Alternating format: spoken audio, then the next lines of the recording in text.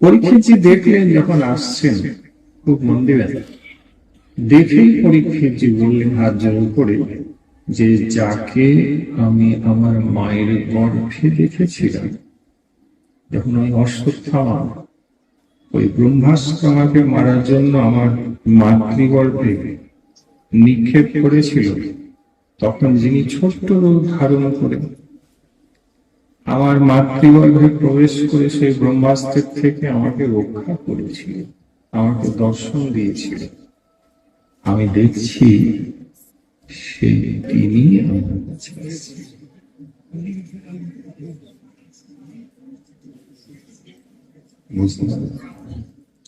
পরীক্ষিতজি বলছেন আমার ভগবান আসছেন।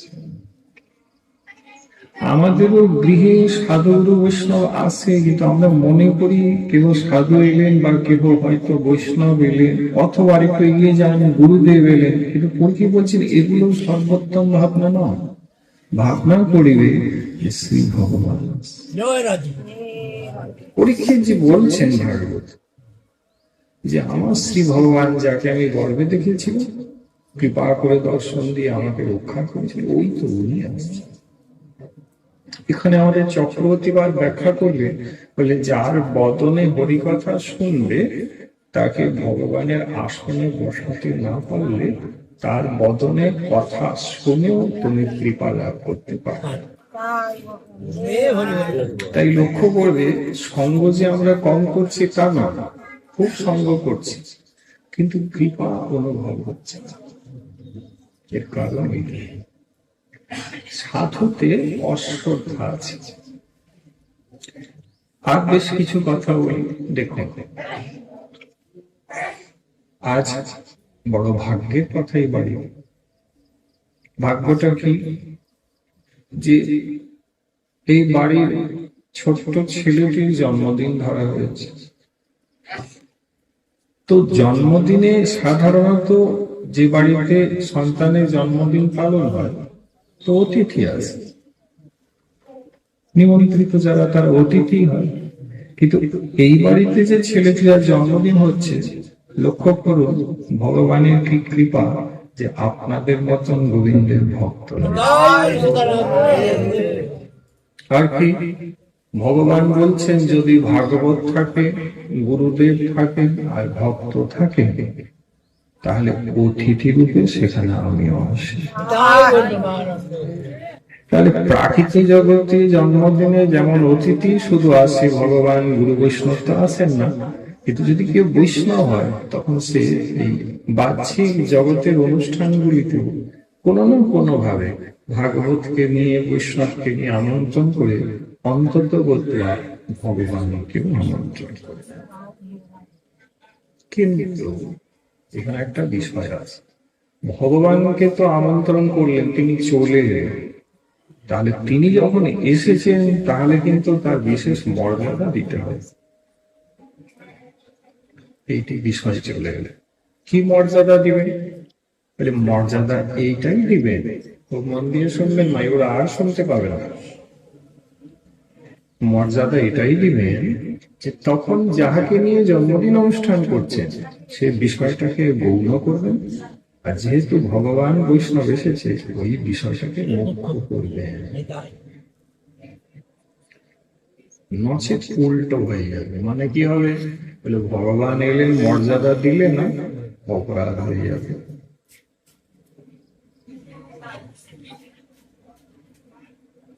প্রমাণ দিন, বলে আগেরটা প্রমাণ দিলেন, পরেরটাও প্রমাণ। প্রমাণ ভাগবতে আছে না? হ্যাঁ বলি, মা যশোদা ছোট্ট গোপালকে নিয়ে রয়েছেন গোকুলে। ঘটনা কি না, কংস যখন ওই শকটাসুরকে পাঠিয়েছে, অষ্টম গর্ভের কাল, তাকে যেন মেরে ফেলা হয়, তাই শকটাসুর এসেছে। সেদিনে গোপালের নন্দ ভবনে বয়স হয়েছে 81 দিন। কত? 81 দিন মাত্র বয়স। 6 দিন বয়সে পুতনা এসেছে, 81 দিনে শকটাসুর। তো তো যখন 81 দিন মাথায় বাড়িতে গোপালকে নিয়ে ব্রজগোপী ব্রজবাসীরা ওই মা যশোদাকে বললেন যে তোর ছেলের আজকে একটা জন্মদিন ধরে একটা ঘরে উৎসব করলে ভালো, যেমন আজকে হচ্ছে জন্মদিন ধরে মিলাবেন কথা, জন্মদিন ধরে উৎসব। মা যশোদা বললেন সে তো জন্মের পর থেকেই হয়ে আসছে, তাহলে আজও হবে, অসুবিধার কোথায়, হোক কর ব্যবস্থা। এই বলে ঘরে গোপালের জন্মদিন অনুষ্ঠান শুরু হয়ে গেল। এখন গোপাল তো মাই পাল্লায় দইছে, মা দুলাচ্ছে। অসুরের ভয় মায়ের মনেও কিন্তু আছে, কারণ এই তো পুতনা গিয়েছে, আতঙ্ক মায়ের মনেও আছে, এই ছেলেটার বিপদ দেখছে, তো ঘরে যত্ন করেই রেখেছে। এইবারে মা ব্রজবাসীরা ঘরে খুব আসছেন, হই হই হচ্ছে, গান হচ্ছে, সঙ্গীত হচ্ছে, সংকীর্তন হচ্ছে, আনন্দ হচ্ছে, লোকে লোকারণ্য। এইবারে মা গোপালকে ওই দোলাতে দোলাতে লক্ষ্য করলেন গোপালের না খুব ঘুম পেয়েছে। এদিকে মা করবেন কি, ওদিকে অতিথিরা ডাকছে, আরে ও যশোদে, ও যশোদে, কোথায় গেলে, এদিকে। তো অতিথি সামলাবে না ছেলেকে সামলাবে? মা দেখলো না, যখন অতিথিদের ডেকেছি তাহলে অতিথিদেরকেই এখন আমার দেখা কর্তব্য। গোপালকে দোলনায় দোলাতে দোলাতে গোপালের যারা সঙ্গী সাথী ছিল একটু বয়সে বড়, হ্যাঁ, তাদেরকে বললেন, হ্যাঁ রে, আমার ছেলেটাকে তোরা লক্ষ্য রাখিস, আমি একটু অতিথি সামলাই। আর বাকি যারা ছিলেন তাদেরকে বললেন, দেখ ঘরে তো খুব হট্টগোল হচ্ছে, উৎসব তো ঘরের বাইরে যে দালান আছে বাইরে, ওখানে দোলনা পাল্লা সমেত নিয়ে গেলেন মা। ওখানে গোপালকে একটা বেশ আড়ালে নির্জনে পাল্লায় দুলিয়ে দিয়েছেন, এবং দোলাতে দোলাতে মা বলছে, গোপাল তোর ঘুম পেয়েছে, তুই এখানে ঘুমো, বাড়িতে অনেক তোকে নিয়ে জন্মদিনের অনুষ্ঠান, অনেক অতিথি এসছে, আমাকে ওইগুলো একটু দেখাশোনা করতে। শ্রীজী গোস্বামী পাল বলছে, মা যশোদার কিন্তু এখানে গোপালের প্রতি যে ভক্তি ভাব, এতে কিন্তু একটা ত্রুটি এসে আছে। ওই যেটা আলোচনা করছি যে ভগবান যদি বাড়িতে অতিথি রূপে এলেন, তাহলে ওই জন্মদিনটাকে গৌণ করতে হবে, বৈষ্ণব সেবাকে মুখ্য করতে হবে। প্রমাণ দিচ্ছি, দেখবে মা যশোদারও ঠিক ওই ভুল, বাড়িতে অনুষ্ঠান, যারা বৈষ্ণব অতিথি এসছেন মা তাদের নিয়ে ব্যস্ত হয়ে গেল, আর গোপাল যাকে নিয়ে অনুষ্ঠান তাকে মা করলেন কি ঘরের বাইরে বেঁধে। গোপাল রেগে আগুন ছটকাচ্ছেন, ক্রোধিত হয়েছেন, রাগের প্রকাশ করেছেন। ঘুম তো আর নেই, মায়ের প্রতি রেগে যেন ভগবান বলছেন, মা তুমি আমাকে নিয়ে অনুষ্ঠান করলে, আমাকে মুখ্য না করে অতিথিকে মুখ্য করে তুমি আমাকে বাইরে বের করে দিলে, মা এটা তোমার ভক্তি বিরুদ্ধ আচরণ হয়ে গেছে। তার প্রমাণ ওই যে শকটাসুর যখন আসে, ওই শকটের নিচে পাল্লায় মা লিখেছিলেন, আপনারা জানেন, শকটাসুর এসে দেখে বলে, এই তো সেই, একেই তো মারতে এসেছে। তো পা দিয়ে যখন শকটকে চেপে ধরে, যদি একেবারে মাটির তলায় নিয়ে চলে যাবো, মেরে দেবো। ভগবান গোপালের এত রাগ হয়েছে, তখন রেগে করেছেন কি, ওই শকটকে ছোট্ট ছোট্ট পায়ে লাঠি মেরেছে, আর শকট সমেত সে অসুর শূন্য আকাশে উড়েছে, আর নিচে পড়েছে যখন, তার শরীর থেকে আজ প্রাণ বেরিয়ে গেছে। গোবিন্দ চিৎকার চেঁচামেচি হলো, হায় হায় কি হয়ে গেল, কি হয়ে গেল। অমনি মা যশোদা ছুটে বাইরে বেরিয়ে এসে যখন দেখে মহাবিপদ, এত বড় ঘটনা ঘটেছে, দূরে অসুরটি মরে পড়ে আছে, বিরাট শরীর। মা বুঝতে পারলেন যে আমার ভুল হয়ে গেছে, যে আমি অতিথি নিয়ে ব্যস্ত হয়ে আমার ছেলেকে কিন্তু আমি বাহিরে করে দিয়েছি, আমি তার দিকে লক্ষ্য রাখি নাই। সুখদেব গোস্বামী পাদ বললেন, দেখো পরীক্ষি, যদি বিশেষ মহৎ আসেন তাহলে তাকে কিন্তু এইভাবে মর্যাদা দিতে হবে, নচেত অপরাধ হবে। এখানে যেমন ভগবান অসন্তুষ্ট হলে, তেমনি বৈষ্ণব সেবার ভাবাদর্শটা যদি গৌণ হয়ে যায় তাহলে কিন্তু মহতপরাধ হয়ে যাবে। বুঝলেন না? কৃপা হয়। আমাদের সকল শাস্ত্রে বাবা আমাদের সিদ্ধি পাওয়ার 4টি শব্দ দিয়েছে। ভজন শুরু করে ভজন শেষ করার 4টি শব্দ আছে। কি কি? প্রথম হচ্ছে নাম, দ্বিতীয় হচ্ছে রূপ, তৃতীয় হচ্ছে লীলা, চতুর্থ হচ্ছে ধাম। বুঝলেন? যেমন শ্যামল অনুষ্ঠান আমারই সন্তান মন্ত্রাদি পেয়েছে, তো অনুষ্ঠানের নিমন্ত্রণটাও কিন্তু জানতেন। যেমন ধরুন ওকে শেখাচ্ছি, ধরুন যদিও বলে যে আমার ছেলের আজকে জন্মদিন, এ তদ উপলক্ষে একটু পাঠ হবে, আপনারা আসন পায়ে ধুলো দিবেন, এই নিমন্ত্রণটা কিন্তু ভুল হয়ে গেল। ভুল নিমন্ত্রণ। কি করে ভুল হলো? কি ভুল হলো মা? ভুল এটাই হলো যে একটা জন্মদিনটা মুখ্য হয়ে গেল আর ভগবত কথাটা এটা ভুল হয়ে গেল। তোকে বলতে কি হবে? বলতে হবে আমার শ্রী ভগবান। ওটা প্রথমেই বললাম যে গুরু আসেন না, কে এসেছেন? ভগবান। আমার শ্রী ভগবান আজকে কৃপা করে পায়ে ধুলি দেবেন, তিনি শ্রীমুখে হরিকথা বলিবেন। ওহো কি সৌভাগ্য! এই দিনে আমার ভাগ্য হয়েছে, আমি ভগবত কৃপায় যে কৃষ্ণ ভক্ত সন্তানকে জন্ম দিয়েছি তাকে সেই এই তিথিতে এই হরিকথা উপলক্ষে আনুষঙ্গিক ভাবে ভক্ত বিষ্ণুর দান। এই ভাষাটা জ্ঞান রাখতে হবে। যদি বলেন এত কি ভাবতে হয়, এইভাবে ওকে বলতে বলে, হ্যাঁ বলতে হয়, কারণ কেউ তো আছেন যে তুমি কি বলছো সেটা হিসাব করে। এই জন্য হিসেব রাখতে, সবাই তো আর অবুঝ নয়। তুমি যাকে বলছো তিনি হয়তো শুনছেন, মন দিয়ে বিচার করছেন যে তুমি তাকে কি বলছো, বিচার করে বলতে। মহাপ্রভুকে যে কোনো কথাই বলা যেত না। গৌরলীলাটা চিন্তা করে, গৌরকে কি প্রশ্ন করবেন তা আগে স্বরূপ দামোদর নির্ভর করে। তিনি দেখবেন যে প্রশ্নটি মহাপ্রভু চরণে নিবেদন করা যায় অথবা নয়। স্বরূপ দামোদর আগে পড়বে। যদি মনে করেন যে হ্যাঁ এই প্রশ্নে ভক্তি আছে, রস আছে, রসাভাস নেই, তখন স্বরূপ ওই প্রশ্নটি মহাপ্রভুকে শোনাবেন। আপনি কখনোই মনে করবেন না মহাপ্রভুকে যে কোনো প্রশ্নই করা যায় না। এর মানে কি? যাতে বলা কোয়ার মধ্যে কোনো ত্রুটি না থাকে। এই জন্য আমাদেরকে বলতেও শিখতে। আচরণ মানে কি? আচরণ মানে কেবল হাঁটা চলা নয়। আচরণ মানে মূলত হচ্ছে আপনার কথাবার্তা। আপনি চিৎকার করে কথা বলেন, অসভ্যভাবে বলেন, আপনার ভাষা জ্ঞান নেই, তাহলে আপনার আচরণ নেই।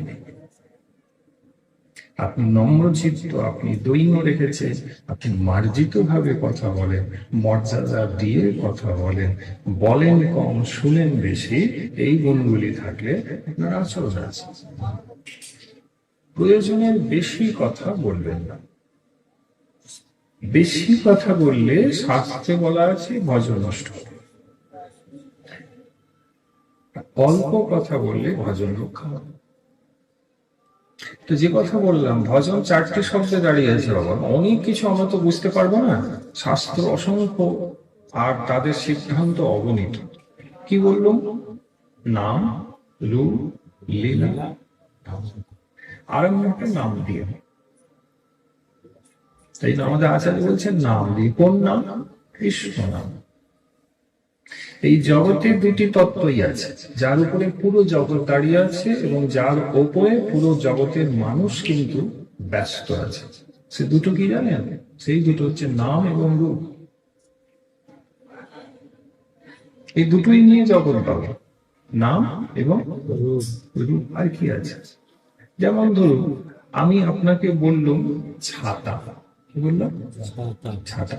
যেই কিনা ছাতা বললাম, দেখো তোমার মনে কিন্তু একটা ছাতার আকৃতি, ছাতা কেমন হয় সেটা কিন্তু মনে জেগেছে, জেগেছে না? কিন্তু আমি তোমাকে ছাতা হাতে দেই নাই, আমি শুধু নামটা নিয়েছি। তাহলে আমি নাম বলেছি, নামের সাথে রূপটা এলো না? এলো। কেন এলো? এই জন্য এলো, কারণ তুমি ছাতাটা দেখেছো, ছাতার সাথে মনের একটা সংবাদ হয়েছে, মানে মন ছাতাটি দেখেছে। আকৃতি, মহাপ্রভু বলছে আকৃতি প্রকৃতি হয় সর্বলোক। আমার গুরুদেব বলতেন শাস্ত্র তো খুব জটিল, সাধারণ মানুষের কাছে খুব সরল ভাবেই বলার চেষ্টা করবে। যদি মহৎ কৃপা হয় তাহলে তুমি বলতেও পারো, নচেত হয় কি অনেক কিছু হরিকথায় বলতে গিয়ে দেখা যায় কিছু বোঝা গেল না। একটু বুঝে নাও, এই চারই তো কৃপা। তো প্রথম বলছেন নাম। দেখো নামটাই জগৎ, যা আছে এই জগতে নাম আছে। তোমার নাম ধরে আমি যদি ডাকি তবে তো তুমি সাড়া দিবে, তুমি নচেত এখানে বসে আমাকে সাড়া দিবে না। কেন? এগুলো আমাকে তো ডাকে, কাউকে ডেকেছে, আমাকে ডাকে। বলে তোকে ডাকলে তুই বুঝলি কি করে? বলে আমাকে ডাকলে আমার নাম নেই। বুঝুন বাবা, নাম না নিলে আপনিও সাড়া দিবেন না, তাহলে ভগবানের নাম না নিলে তিনি কি সাড়া দিবেন? এই জন্য মহাপ্রভু বললেন কৃষ্ণ নাম। ডাকলে তিনি সাড়া দিবেন। তোমাকে ডাকলে তুমি দাও, ওনাকে ডাকলে উনি দিবেন। উনি আগে দিবেন। কেন? তিনি অগাধ ভগত বলছেন। কেমন? তাহলে দেখেন, ছাতা বলেছি, ছাতা কিন্তু হাতে দেই নাই, তবু তোমার মন এখন কিন্তু ছাতা দেখতে পাচ্ছে। কেন? তুমি ছাতাটা আগে দেখেছো, মনের সাথে তার একটা যোগাযোগ আছে। কিন্তু কৃষ্ণের রূপ আমরা দেখি, অথবা কোন জন্মে যদি দেখেওছি, তা এখন মনটি আমার মনে করতে সেটি পারছে। তাই জন্য যখন কৃষ্ণ বলি, কৃষ্ণের রূপ দেখতে পাই না। ঠিক এই কারণে কৃষ্ণ নামে আমাদের রুচি আসে। মহাপ্রভু বলছে যদি দেখতে পেতাম তাহলে রুচিটা স্বাভাবিক আসতো, ছাড়তে পারতাম। এখন সমস্যা তো এই যে দেখতে পাইনি, নাম তো তার নিয়ে থাকে, তাহলে দেখবো কি করে? মহাপ্রভু বললেন ওই নাম জপ করতে করতে করতে করতে তুমি তার রূপ দেখবে। তোমাকে জপটা ছাড়া চলবে না। জপ জপ শব্দের অর্থ কি? একই নামকে বারবার উচ্চারণ করার নাম হচ্ছে জপ। কৃষ্ণ কৃষ্ণ কৃষ্ণ বলতে বলতে দেখবেন ভগবান শ্রীকৃষ্ণকে অবতারী বলা হলো। কি বলা হলো? অবতারী। অবতারী শব্দের অর্থ কি বাবা? অবতারী শব্দের বাংলা অভিধান অর্থ করছে যিনি অবতীর্ণ হন। আরো পরিষ্কার করে বলতে গেলে অবতীর্ণ মানে যিনি উপর থেকে নিচে নেমে আসেন। এখন ভগবানও নেমে আসে, খুব মন দিলে, আর ভগবানের নামও নেমে আসে। শ্রী ভগবানও নামলেন, অর্থাৎ নামিও নামছেন, এবং যার নাম নামই তিনিও নামছেন, এবং নাম তিনি, অর্থাৎ নাম এবং নামই দুজনেই নামছেন। কিন্তু এইখানে রহস্য হচ্ছে এই যে কৃষ্ণ যিনি লীলা করতে নেমে আসেন, কিন্তু লীলা শেষ হয়ে গেলে তিনি আবার উঠে যান।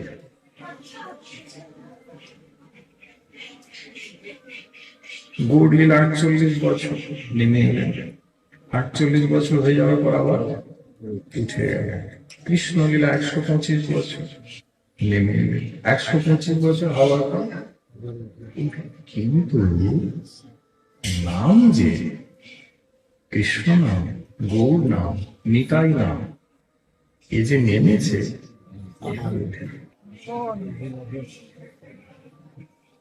ঠিক আছে। আপনি কোনদিন শুনেছেন নামের আবির্ভাব, নামের জন্মজয়ন্তী? আমরা বৈষ্ণবে শুনেছি আবির্ভাব হয়, বৈষ্ণবের তিরোভাব হয়। আমরা গোপালের জন্মাষ্টমী করি, নাকি না? রাধাষ্টমী করেন, গৌর পূর্ণিমা করেন, নিত্যানন্দ ত্রয়োদশী করেন না? করেন না? করেন তো। এগুলো মানে কি? নিত্যানন্দ ত্রয়োদশী মানে নিত্যানন্দ যেদিন এলেন, গৌর পূর্ণিমা মানে যেদিন গৌর আবার এলেন, তাই তো। কিন্তু কোনদিন শুনেছেন নামের অষ্টমী? নামের জন্মদিন শুনেছেন? অথবা হরিনামের তিরোভাব, আবির্ভাব কেন শোনেন না? প্রশ্ন করেন না এতদিন? বাবা, কলিতে তো নামই সার। এই জন্য নামের আবির্ভাব তিরোভাব হয় না, কারণ নাম চিরকাল, এ যুগে নয়, সত্তর ত্রেতা দাপর কলি, যুগ যুগান্তর নাম নেমেই আছে, নাম কোনোদিন গোলকে উঠে যায় না। তাহলে নেমে আছেন কেন, এই প্রশ্নটা এসে গেল। ভালো আপনি বুঝিয়েছেন, সুন্দর করে বললেন নাম নেমেই আছে। নাম মানেও তো তাই, নাম মানে নাময়তি ইতিহি নাম, যা নেমে আছে তাই নাম। নাম এই জন্য নেমে থাকলে বলে কেউ যদি আমাকে আশ্রয় করে, কেউ যদি আমাকে জপ করে, কেউ যদি আমাকে ওই কীর্তন করে, সংকীর্তন করে, তাহলে আমি করবো কি? ওই তাকে তো প্রভুর কাছে নিয়ে যেতে হবে, ও পথটা তো জানে না। তাই আমাকে আশ্রয় করলে সেই ভগবান বৈষ্ণবকে আমি হাত ধরে এই জন্য না, এই জন্য মহাপ্রভু বলছেন নাম আশ্রয় করতে সে আপনি যেই হন। এই জন্য প্রথমেই নাম, নাম করতে করতে করতে যখন নাম করলে তখন রূপের দর্শন হবে। চিত্ত শুদ্ধ না হলে হবে, চিত্ত শুদ্ধ না হবে। প্রভু একটু রূপ দেখাবেন, মহাপ্রভু বলে নিত্যই দেখাবেন, ওই দেখাতেই তুমি পাগল হয়ে যাবে। তো নাম নেমে আসেন, অবতারীও নেমে আসে, এই জন্য আমাদের ভক্তি করতে হয়। এই নাম রূপ এই নেমে, এবার যখন নেমে এসেছে তাহলে নামকে আমাদেরকে ধরতে হবে, এই ধরাকে আশ্রয় নাম করতে হবে। কোনো কষ্ট নেই। মহাপ্রভু বলেন জিহ্বা আছে, তুমি হরে কৃষ্ণ মহামন্ত্র বলতে, যত বলবে তত প্রভুর কাছাকাছি চলে যাবে। একবার যে কৃষ্ণ নাম বলে তার কিন্তু কৃষ্ণ কৃপা সঙ্গে সঙ্গে হয়, কিন্তু একেবারে সোজাসুজি শ্রীকৃষ্ণ দর্শন করতে গেলে বাবা তার একটা পূর্ণ সাধনার প্রয়োজন আছে। সেটি পূর্ণ হলে তবে তিনি দেখা দিবেন, তার আগে দিবেন না। এইভাবে বুঝেন, 100 কিলোমিটারের পথ যদি তুমি হেঁটে যাও, মানে তুমি এইভাবে ধরো তুমি গিরিরাজ পরিক্রমা করছো, গিরিরাজ প্রায় 21 কিলোমিটার, তো তুমি খড়িয়ে খড়িয়ে আস্তে আস্তে হাঁটছো, গিরিরাজ পরিক্রমা করছো। তো সকালে ভোরবেলায় রাধাকুণ্ড থেকে পরিক্রমায় যে বেরোলে, কিছু পথ হেঁটেছো, এখনো গিরিরাজ পরিক্রমা পূর্ণ হয়নি, তাহলে তুমি কি বলবে যে তোমার পরিক্রমা এতটুকু হয়নি? হয়েছে, কিন্তু পূর্ণ হয়। কিন্তু পূর্ণ না হলেও তুমি যে ওই ভোরবেলা থেকে পরিক্রমা আরম্ভ করেছিলে, তুমি তোমার আরম্ভ পথ থেকে অনেকটা এগিয়েছো, এটাকে তো অস্বীকার করা যায় না। যায় কি? যায়, যায়। কিন্তু এখনো তো পরিক্রমা বাকি রয়েছে, তাই মনে হচ্ছে যে বোধহয় হলো না, কিন্তু কিছুটা তো হয়েছে। একইভাবে যতটুকু নাম করবে ততটুকু এগিয়ে থাকবে। নামের পূর্ণতা হয়ে গেলে তখন আর কিছু করতে হয় না, দেখবে ওই নামই তোমার সম্মুখে দাঁড়িয়ে আছে, তোমাকে আত্মসাৎ করে তোমাকে সঙ্গে করে নিত্য থাকবে।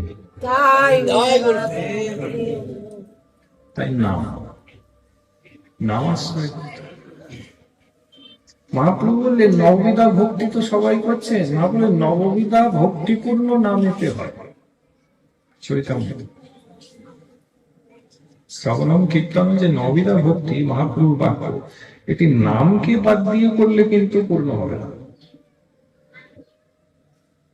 অর্থাৎ ভক্তিময় ভজন হরিকথা যেই করুন, আরম্ভ নাম দিয়ে করতে হবে এবং সমাপ্তিও নাম দিয়ে করতে হবে, তবে অনুষ্ঠান সুষ্ঠুভাবে হয়েছে বলে যান, নচেত অনুষ্ঠানের কোনো মূল্য আপনি পাবেন না। ভাগবত কি সমাপ্ত হয়েছে? সুখদেব বসলেন না, ভাগবত সমাপ্ত হয়নি। আমি পরীক্ষিতের 7 দিন আয়ু বুঝে ওকে 7 দিনের মতন বলেছি প্রেম সে। আপনি এতদিন বোধহয় মনে করেছেন বোধহয় 7 দিন ওই যা দিন রাত্রি বলেছেন ওইটাই ভাগবত, তাই কি?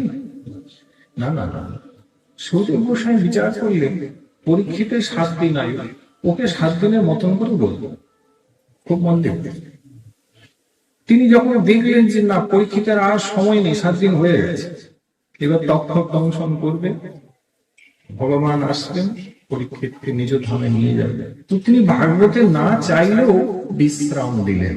সমাপ্তি না, ভাগবতে বিশ্রাম মানে বুঝলেন, ওই গিরিরাজের মতন, আমি হাঁপিয়ে গেছি, অনেকটা হেঁটেছি, তো আরো হাঁটতে হবে, পাচ্ছি না, আমি একটা কাজ করি, এই গাছের তলায় একটু বিশ্রাম। এখানে বিশ্রাম মানে পরিক্রমা শেষ হয় না, আবার হবে। তো ভাগবতের সমাপ্তি কোথাও লেখা নাই, কি লেখা আছে? একটু রেস্ট নিলে না। তো পরীক্ষিত যে যখন 7 দিন হয়ে গেলেন, তো সুখদেব গোসাই ভাগবতের কি বলে বিশ্রাম নিলেন? ভাগবতের অন্তিম শ্লোকটা দেখুন, নাম সংকীর্তনম যশ সর্ব পাপ প্রণাশনম প্রণাম দুঃখ সহনম নমাহ শিবায়। কি বলে ভাগবতের বিশ্রাম নিলেন? আর তো বলা যাবে না, ভাগবত আরো আছেন, কি বলেন না, নাম দিয়ে শুরু করেছি, তিনি ভাগবত শুরু করেছেন নাম দিয়ে, মানে নাম দিয়ে, আর ভাগবতের বিশ্রামটা দিয়েছেন নাম দিয়ে। চেষ্টা করছি বোঝাবার, যদি একটু মন দিয়ে শুনে বুঝতে পেরে, ভাগবতের আরম্ভ হয়েছে নামকে দিয়ে, ভাগবতের বিশ্রাম হয়েছে নাম দিয়ে। ভাগবতের প্রথম শ্লোক হচ্ছে নমো সচ্চিদানন্দ রূপায় বিশ্বোৎপত্ত্যাদি হেতবে তাপত্রয় বিনাশায় শ্রীকৃষ্ণায় বয়ম। আমি শ্রীকৃষ্ণায় বয়ম, আমি যে শ্রীকৃষ্ণ বলে যিনি, আমি তাকে, আমি ঠিক বলেন নাই, বলছেন বয়ম, বয়ম মানে আমরা সবাই প্রণাম। তাহলে এখানে নামীকে প্রণাম দিয়ে ভাগবত শুরু হলো, তো যখন শেষ হলো নাম ও সংকীর্তন, এবারে আর নামীকে বলছেন না, তার নামকে প্রণাম, নাম বলতে হরিনামকে প্রণাম জানাবেন। ভাগবত সমাপ্ত হয় নাই মা, তাই যারা হরিকথা শোনে, আমার আচার্য বলছে যে তুমি এখন হরিকথা শুনছো, সকলেই শুনছো মা, শুনছো তো, কিন্তু শ্রদ্ধা ভক্তি বা ভগবত কৃপা শুনে কার হয়েছে কি করে বুঝবে? এই যে এখনই বিশ্রাম তো হয়ে যাবে, তো কৃপা কার হলো তুমি বুঝবে কি করে? কৃপা তারই হলো না ভাগবতের বিশ্রামের পর যার হাতে মালা এসে গেল, যার জিহ্বা হরিনামে নৃত্য করতে শুরু করলো, তুমি জানবে সেই সাধু সঙ্গে আজকে ভগবানের কথা। কোথায় লেখা বলেছে? ভাগবতে। পরীক্ষিত জিকে সুখদেব গোস্বামী প্রভুর নামকে প্রণাম জানিয়ে বললেন যাও তুমি প্রভুর ধামে যাও। কেন? সুখদেব গোস্বামীকে গোবিন্দ নিতে এসেছেন, কোথাও লেখা নাই।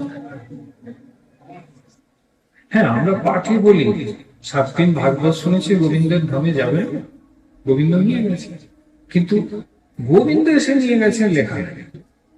পরীক্ষিত যে সুখদেব গোস্বামী জানিয়ে দিয়েছে যে হ্যাঁ গোবিন্দের ধামে গিয়েছেন, কিন্তু গোবিন্দ নিয়ে যায় নাই, তাহলে ভগবানের নাম নিয়ে গেছে।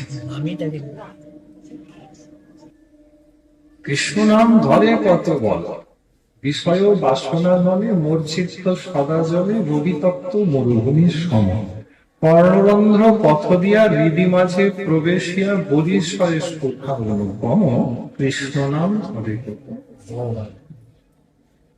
তাহলে পরীক্ষিত দিকে যে গোবিন্দের কাছে নিয়ে গেছে সে কে জানো? গোবিন্দ নয়, তাহলে গোবিন্দের নাম। তাহলে ওই একই সাধনা গুরুদেব আমাদেরকেও দিয়েছে, জান না? ওই তো বলেছে আচার্য যদি আপনার সদ্গুরুদেব হন, তাহলে মনে রেখো তোমাকে নাম করার আদেশ তিনি দিবেনই দিবেন। সদ্গুরু হলে হাতে মালা দিবেন না, আর অসদ্গুরু হলে মালা দিবেন না। দীক্ষার প্রথম নিয়ম হচ্ছে আগে নাম পরে বীজ। যিনি আগে নামে রুচি উৎপন্ন করাতে পারেন না এবং বীজার্ঘ দিয়ে দেন, তিনি গুরু হতে পারেন, সদ্গুরু হতে কখনোই পারবেন না, কারণ উনি নামকে উপেক্ষা করেন। বুঝতে পেরেছ? তাহলে ভাগবত শ্রবণ, হরিকথা শ্রবণের মূল বিষয় হলো নামের রুচি। এক্ষণে নামের রুচি মাতৃ সজীবের নাই, যদি কৃপা হয়, আপনাদের আশীর্বাদ পাই, তাহলে হয়তো বা নামে বুঝি হলেও হতে, আপাতত তো নেই। বুঝলেন? এই পাঠের পরে যদি মনে হয় আমি একটু মালা করবো, তাহলে প্রভু কৃপা পেয়েছে, সব দেখবে। ভাগবত সমাপ্ত হয় নাই বাবা। ভাগবত কি করবেন? তিনি নামকে চেনে দিয়ে ভাগবত বিষয়। এই জন্য মহাপ্রভু বললেন নববিধা ভক্তি নাম সংকীর্তনই হয়। শ্রীজী গোস্বামী পাদ বললেন ভক্তি সম্বন্ধে, যে কোনো ভক্তি করো ওতে নামকে যোগ করে করতে হবে। শ্রী নামকে বাদ দিয়ে কোনো ভক্তি ফল দিবে না। কেন? সফল জ্ঞান ভক্তি স্বতন্ত্র করো। বুঝতে পেরেছ? হরি নামটা করতেই হবে। যেমন রান্নায় লবণ, তেমনি ভজনে হরিনাম। যে কোনো রান্নায় লবণ না দিলে স্বাদ বার করতে পারবেন না, তেমনি যে কোনো সাধনায় হরিনামকে বাদ দিয়ে আপনি মহাপ্রভুর কৃপা লাভ করতে। আচ্ছা, ভজন করতে হলে কি লাগে বলে? নাম করবেন, প্রভু রূপের দর্শন হবে, আর প্রভু রূপের সাথে সাথে আরেকটু এগিয়ে গেলে লীলা দর্শন হবে, গৌর লীলা হবে, গৌর লীলার আনুগত্যে ব্রজ লীলার দর্শন হবে। এটা আমাদের গৌড়িয়া বিধান। এবং শেষে বললেন কি হবে বলো? ধাম। এখানে ধাম মানে যে বৃন্দাবনে তুমি যাচ্ছ ওই বৃন্দাবন নয়।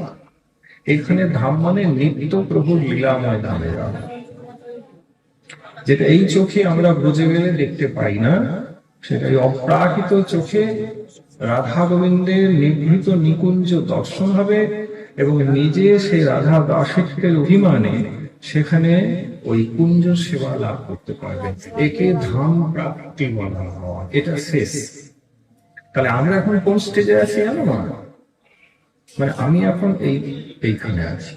নাম, অবশ্যই নাম যে করছি এখানে রুচি নেই, একটু আগেই বললাম করতে হয়, মানে একদম নিচের দিকে পড়ে আছে, উঠতে পারছি। কারণ কি? কারণ মুখ্য তো অনেকগুলো থাকলেও প্রথম দুটো কারণ দেখাচ্ছে। এক, শ্রদ্ধার অভাব, দুই, শরণাগতির অভাব। বলো জয় নিতাই। কি কি অভাব বললাম? যে কারণে এগোতে পারছি না? শ্রদ্ধার অভাব, আর দ্বিতীয়ত শরণাগতি। কাকে বলে? বলে ভগবানের আত্মসমর্পণ করার নামই হচ্ছে শরণাগতি। মানে আরো সোজা করে বললে আত্মসমর্পণ মানে হলো আমার বলতে আর কিছু না। মানে আমি আমার নয়, আমার প্রভু যা জানেন আমি তাই, যা করাবেন আমি তাই করব। আমি নিজের কিছু, আমি নিঃস্ব, আমি অসহায়, আমার প্রভু যেমন রাখবে, যা করাবে আমি রাজি। এর নিয়ম সর্বদা। কিন্তু আমাদের তো আছে না, এটা আমাকে করতে হবে, আছে না? আমার মনের মতন বিষয়টা না হলে মন খারাপ হয়, তখন আর মনে থাকে না যে প্রভু ওর মধ্যে আমার মঙ্গল রেখেছে। আমি বলেও ফেলি এরকম কেন হয়ে গেল বাবা, আমি তো ভেবেছিলাম ওরকম হবে। তাহলে জানতে হবে যে শরণাগতি এখনো হয়নি। তাই এই জন্য পিছাচ্ছি। শরণাগতি খুব কঠিন, বুঝাচ্ছেন সুন্দর করে আচার্যপাদ। দেখো ভালো লাগবে বুঝাচ্ছেন বলে দেখবেন। বাঁদরের মা, মানে বাঁদরি যে হয়, সে কিন্তু এক ডাল থেকে আরেক ডালে যখন বৃন্দাবনের লাভ হয় ঝাঁপ দেয়। ও যে জন্ম দিয়েছে বাচ্চা বাঁদরটিকে, ও করে কি? ও নিজের মাকে শক্ত করে ধরে। খেয়াল করবেন, বাচ্চাকে কিন্তু মাকে শক্ত করে ধরেছে, মা কিন্তু ধরে না। বুঝতে পেরেছো না?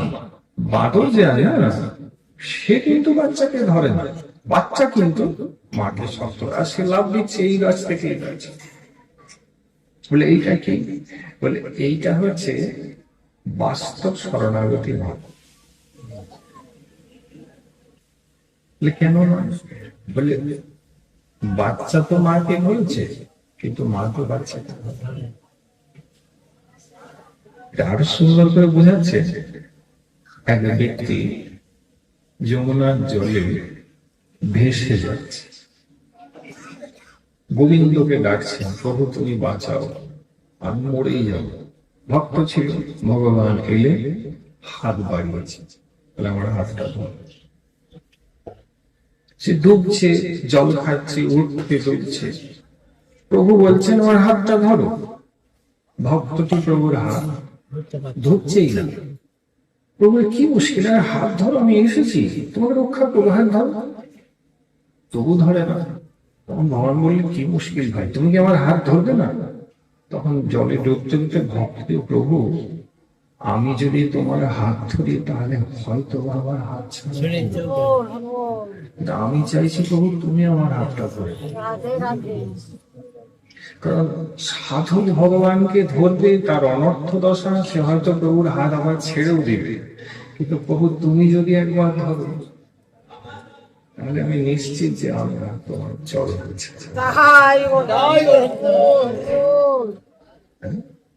তাই শরণাগতি এখানে বাঁদর বাচ্চাটি এই জন্য পূর্ণ নয়, কারণ সে ভাবছে মনে মনে যে আমি তো মাকে ধরেছি, কিন্তু মা তো আমাকে ধরেনি। কিন্তু ওদিকে বিড়ালিনীর বাচ্চাটি শীতে কষ্ট পাচ্ছে, বিড়ালিনী দেখছে আমারই তো ছেলে জন্ম দিয়েছে, শীতে খুব কষ্ট পাচ্ছে।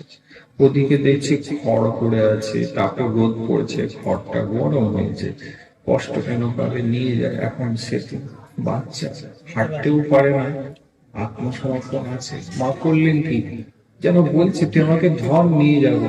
বলছেন না মা, আমি তোমাকে বাঁদরের মতন ধরতে পারবো না, তুমি আমাকে নিজেই। বিড়ালিনী করলেন কি, বাচ্চাকে নিজেই ধরলেন, নিয়ে গেলেন।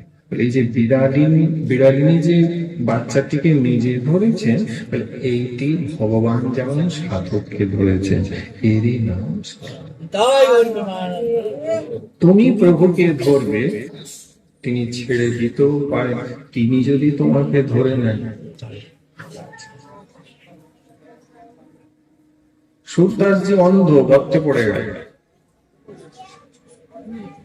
ভগবান রাধারানীকে নিয়ে এলেন, বলে পড়ে গিয়েছে, ওটো, হাত বাড়িয়েছে। সুরদাসজি প্রভুর হাত ধরে বুঝলেন প্রভুই বটে, তুললেন, আবার দেখা দিয়ে হাত ছাড়িয়ে চলে যাচ্ছে। সুরদাসজি তখন ওই একই কথা বলে, প্রভু একটা ভুল করে দিয়েছি, তুমি তাই ছেড়ে আমাকে চলে গেলে।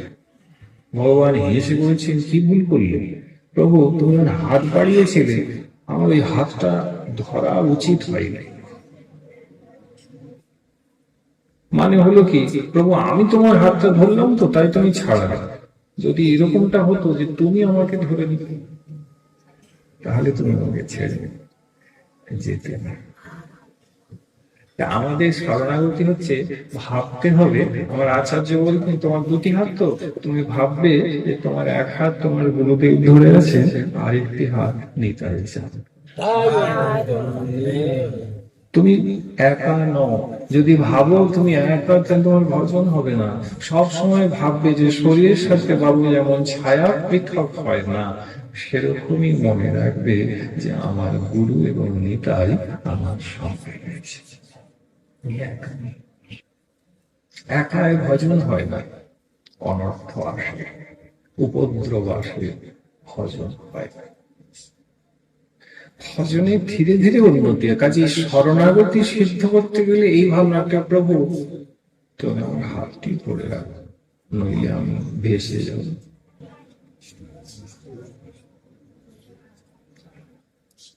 আর দ্বিতীয়তে বললে শ্রদ্ধা। শ্রদ্ধা কি প্রকার, মান শ্রদ্ধার পরিভাষা এইটা দেখেন ঠিক থাকে না। শ্রদ্ধা বলতে শাস্ত্রীয় শ্রদ্ধাকে শ্রদ্ধা বলা হয়েছে। এই শ্রদ্ধা যার হয়েছে তার ভক্তি প্রাপ্তি বিষয়ে কোনো সন্দেহ থাকে না। সোজা কথায় তার ভজন ভক্তিতে উন্নতি খুব দেখা দিবে। আমাদের শ্রদ্ধা চক্রবর্তী পাল বলছেন লোক দেখা দেখি শ্রদ্ধা আছে, মানে অন্যথা নিও না। এখন ব্যাসপীঠে বসে আমরা হরি কথা বলছি, তোমার হয়তো ভালো লাগছে, শুনে তুমি আনন্দ পাচ্ছ, তোমার মনে হলো আরে একজন অতি বিশেষ, আরে আরে এত সুন্দর বললেন, নামতেই নাকি আমি একবার প্রণাম করব। তাহলে এবার বুঝুন, আগে বলেছে অপরাধ দেবে না, মানে ধরুন যখন এলো তোমার মনে করলো কেউ একজন হবে, তখন শ্রদ্ধা নেই। হরি কথা শুনে মনে হয় তো অদ্ভুত, প্রণাম করতে হয়, তা এটা লোক দেখাবে, মানে এই যে শুনলেন তাই প্রণাম করছে। আমরা যদি এখানে না বসতুম আপনি প্রণাম করতেন না, এটা কোনো শ্রদ্ধাই না। এই জিনিসটা কিন্তু আমাদের মধ্যে আছে, মানে কিছু দেখাতে হয়, তখন আপনি হয়তো একটু বড় করলেন। তো এগুলো আমরাও জানি, এতে লাভের লাভ কিচ্ছু হবে না। এই শ্রদ্ধাটা এখন বাজারে খুব আছে, এতে তুমি এগোতে পারবে না, এগোতে পারবে না। এই জন্য আমাদের বলে শাস্ত্রীয় শ্রদ্ধা হবে, মানে কি গুরুদেব আসছে, তো কখন গুরুদেব আসছেন তো আর ভাবার কিছু প্রয়োজন নেই, প্রণাম করতে হবে। গুরু তত্ত্বটা সকলের ক্ষেত্রে একই, তিনি শ্যামানন্দী হোক, তিনি বক্রেশ্বর পণ্ডিতই হোক, কেমন না, তিনি অদ্বৈত প্রভুর হন, তিনি যেই হন, কিন্তু গুরুতত্ত্ব একটাই। গুরুতত্ত্বটা কি বলে, নিকুঞ্জে যে রাধা গোবিন্দ, সেই রাধা গোবিন্দের পূর্ণতম প্রেমের প্রকাশ হচ্ছেন শ্রী গৌরাঙ্গ।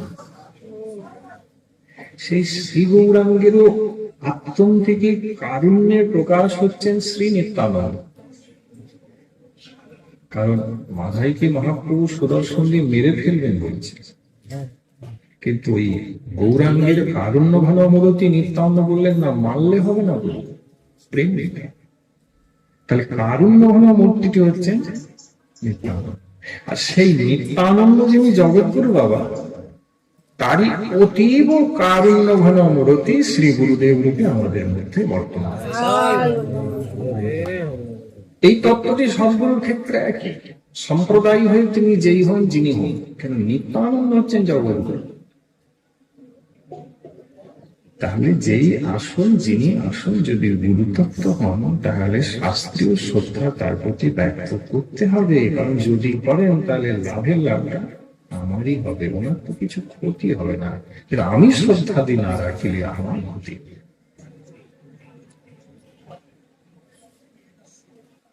এই জন্য মহাপ্রভু বলছেন, শ্রদ্ধাবান জন হন ভক্তি অধিকারী, উত্তম মধ্যম কনিষ্ঠ শ্রদ্ধা অনুসারী। হ্যাঁ, এটা বলেছে, শাস্ত্র যুক্তি সুনিপুণ দৃঢ়শ্রদ্ধা যার, উত্তম অধিকারী সেই তারই সংসার। শাস্ত্র এবং যুক্তিতে যিনি সুনিপুণ হবেন তিনি দৃঢ়শ্রদ্ধাবান এবং তিনি উত্তম অধিকারী হন, এরকম মহৎ এই জগতে খুব দুর্লভ আছে। লক্ষ বৈষ্ণবে একজন হবে, লক্ষ বৈষ্ণবে একজন, কারণ কি শাস্ত্র যুক্তি সুনিপুণ, মানে এমন ভাবে শাস্ত্রটি জানেন তিনি, ধরুন যে নিজে নিষ্ঠাবান হয়েছে ওই শাস্ত্র জেনে, এবং তোমাকেও ভক্তিপথে টেনে আনতে পারে, খুব কম আছে।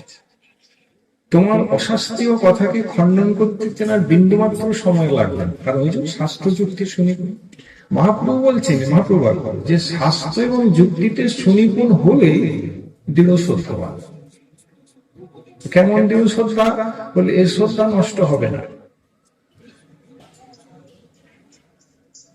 আচ্ছা, শ্রদ্ধা যদি হয় শাস্ত্রীয়, তাহলে এই শ্রদ্ধাটা আমরা যারা ভজন করছি আমাদের কোথায় থাকবে জানেন? গুরুদেবের বাক্যে।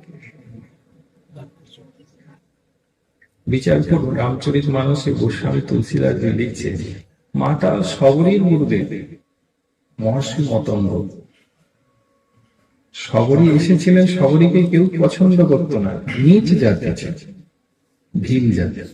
তার মুখ দর্শন ওখানকার ঋষি মুনিরা কেউ করতো না, তখনকার এই ব্যাপারটা খুব ছিল। ও অন্ধকারে স্নান করতে লুকিয়ে লুকিয়ে যেত, কিন্তু মতঙ্গ ঋষি চিনতে পেরেছে। এখন না পরশমণি তো আবার সবাই চিনতে পারে না, যে সবরই যে একটা অতি বিশেষ কেহ হয় এটি মতঙ্গজি চিনলেন। কাজে উনি ওকে উপেক্ষা করলেন না, বললেন, মা, যখন গুরুদেবের বাক্য, তুই আমার আশ্রমেই থেকে যা, তোকে কোথাও যেতে হবে না, তুই প্রভুর নাম করবি, আর প্রভুর নামে দেখবি একদিন নাম তোর ঘরে তোর কুটিয়াতে আসবে। সবরই কোথাও যায় না, কেবল গুরু বাক্যটুকু মেনেছে। করেছেন কি সব সময় রাম রাম রাম রাম রাম রাম রাম নাম জপ করছেন, আর গুরুদেব বলেছেন প্রভু আসুন। এখন দেখুন রামচরিত মানসে লেখা আছে মানে বহু ঋষি মুনি ছিলেন যারা কঠিন তপস্যা করছে, প্রভু রামচন্দ্র ওখানে গেলেন না। তারা হয়তো প্রভুর কাছে ছুটে গিয়েছে, লেখা আছে যে প্রভু যদি দর্শন পায়। আর সবরই বলছেন আমার তো গুরুদেব বলছেন তোর কোথাও যাওয়া যাবে না, তুই এখানেই বসে থাক, প্রভু এখানেই আসবে। কোথাও যায় না, আমার গুরু বাক্যে বিশ্বাস হয়ে গেছে, শাস্ত্রীয় শ্রদ্ধা। আশ্রমে গুরুদেবের কুটিয়ায় অবিকৃত অবস্থায় জপ করছে আর পড়ে আছে। প্রভু সত্যি সত্যি তার কুটিয়ার ভিতরে এসে বললেন, মা আমাকে তো সবাই দেখতে আমার কাছে ছুটে এসেছে, তুমি কোথাও যাও নাই বলে তোমার কুটিয়াকে আমি নিয়ে যাচ্ছি।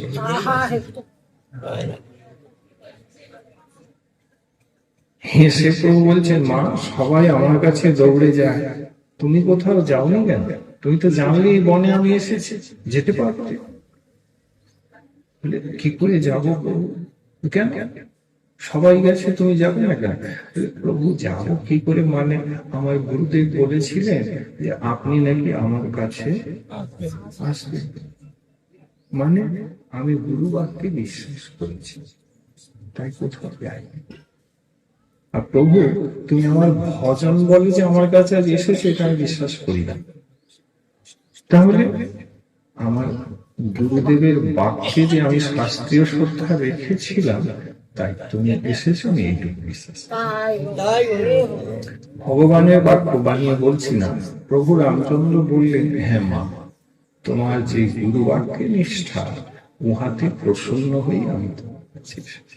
আমাদের তো ওই শিক্ষাই করতে, কেবল মহতের বাক্যটুকুকে যদি পালন অবিকৃত ভাবে করি, বিচার করতে যাবেন না। যেমন বলা হয়েছে যদি করি তো ভগবত প্রাপ্তি বিশেষ কোন সন্দেহ নেই।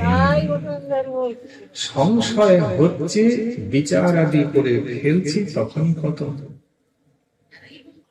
আর অনর্থ দশায় কি হয়, আর একটু সময় আছে কি বাবা? একটু সময় আছে। অনর্থ দশায় কিন্তু আমরা আছি। ভজন রূপ গোস্বামী পাদ দেখিয়েছেন মা, ভজন তো আর খুব সোজা নয়, খুব মন দিয়ে ভজনের ক্রম দেখাচ্ছেন। বললে শ্রদ্ধা থেকে আরম্ভ করবে, সাধু সঙ্গ, ভজন চেষ্টা বা ভজন প্রয়াস, এবং 4 নম্বরে বলছেন অনর্থ নিবৃত্তি। এই যে অনর্থ গুলো যখন আসে তখন একটা শ্রদ্ধায় অনর্থ কি দেখা যায়, যখন যাকে শুনবে তখন তার মতন মনে হবে যে এইটা বোধহয় ঠিক বলেনি, এটাই আমাকে করতে হবে।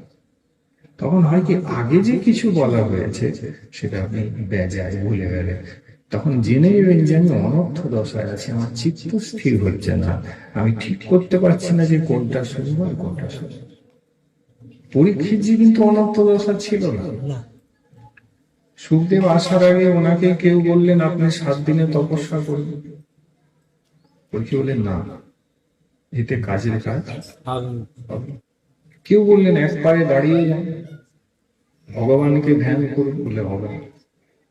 কেউ বললেন গঙ্গা স্নান করুন, গঙ্গার জলে ডুব দিন, গঙ্গা ভগবতী, বললে তো হবে। নানা মুনির নানা কথা। পরীক্ষিত যে নিষ্ঠিত দশায় আছেন তো বিচার করছেন এইগুলোই হবে না। আমি মনে করি এমন এক সাধনা রয়েছে যাতে 7 দিনের গোবিন্দ প্রাপ্তি হয়, এই যা বলছে এগুলো সঠিক না। সুখদেব গোস্বামী এসে বললেন, উনি প্রশ্ন করলেন যে 7 দিন মাত্র যার আয়ু, গুরুদেব আপনি কৃপা করে বলুন কি করলে গোবিন্দ প্রাপ্তি হবে? শুনেই সুখদেব গোস্বামী পাঠ বললেন, বরিয়ান এসে প্রশ্ন কৃত লোক। তোমার প্রশ্নটা অতীব শ্রেষ্ঠ হয়েছে যে কলিতে 7 দিন আয়ু সকলেরই রয়েছে, তারা যে সাধনা করলে কৃষ্ণ চরণ পাবে, ভগবানের চরণে যাবে, সেই সাধনার নাম হচ্ছে ভাগবত সাধনা। শ্রদ্ধা থাকলো, পরীক্ষিতে শুনলেন, বিশ্বাস করলেন, ওই সাধনা করে আমরা কি দেখলাম 7 দিনে গোবিন্দ চরণ নিশ্চিত। শ্রদ্ধা যদি এসে যায়, তাই মহাপ্রভু বললেন শ্রদ্ধা বলতে শাস্ত্রে যুক্তং চ নিপুণ সর্বথা দৃঢ় নিশ্চয় প্রভু শ্রদ্ধা অধিকারী চ ভক্তাম উত্তম মতঃ। আমাদের আচার্য সর্বস্বামী পাদের সিদ্ধান্ত বলে, যিনি শাস্ত্র জ্ঞান রাখেন বা শাস্ত্রের অনুগত যুক্তিতে দক্ষ হয়েছেন, অথবা শ্রীকৃষ্ণই যে উপাস্য এবং প্রেমভক্তির বিষয়বস্তু তা তিনি ঠিক মতন সিদ্ধান্তের দ্বারা নির্ধারণ করতে পেরেছেন এবং সেই মতন করে ভজনাদি করছেন, তার ভগবত প্রাপ্তি বিষয়ে সন্দেহ। কিন্তু আস্তে আস্তে তো উন্নত হবে। আর পরে বলছে, শাস্ত্র যুক্তি নাহি মানে দৃঢ় শ্রদ্ধাবান মধ্যম অধিকারী সেই মহাভাগ্যবান।